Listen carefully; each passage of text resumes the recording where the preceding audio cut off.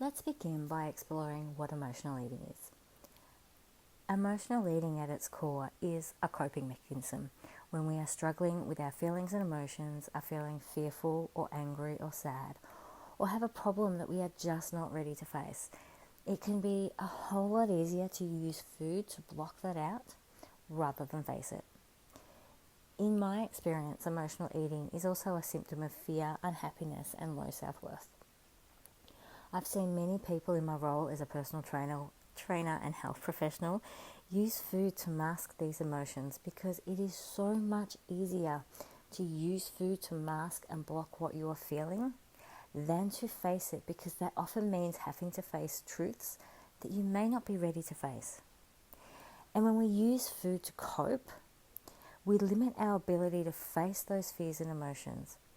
And more importantly, we block and limit our ability to learn healthier coping strategies. Because really, that is what emotional eating is. It is a coping strategy. It is a way to get through what you are feeling, a way of pushing back down what you are feeling to face it a different day when you feel better able to cope, or to maybe not even ever face it at all. And there are a number of ways to tell if this is exactly what you do, and let's explore those now. So, how do you know if you are an emotional eater? Well, like all forms of disordered eating, emotional eating manifests in the same or similar way for everyone. There are common signs that are linked between food and your emotions and your feelings. And knowing what these signs are can really help you to acknowledge your struggles with food and acknowledge when you are in a cycle of emotional eating. As I've mentioned, emotional eating is a coping mechanism, and if you are an emotional eater, more than likely you will find that you eat more when you are feeling stressed. You turn to food and eat more, or continue to eat even when you are not hungry or you're feeling full.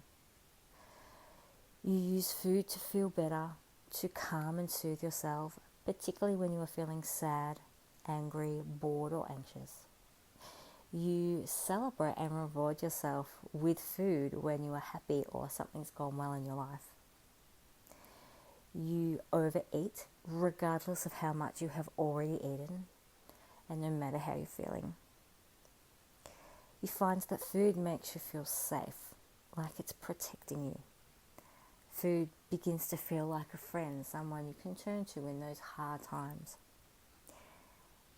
And food or eating makes you feel powerless and out of control. Now, these, as I said, are steps or signs that are common with everyone who uses food as a coping mechanism. And the first step towards healing and understanding your own emotional eating is to be able to recognize these signs within yourself and recognize when it is that you turn to food in order to cope.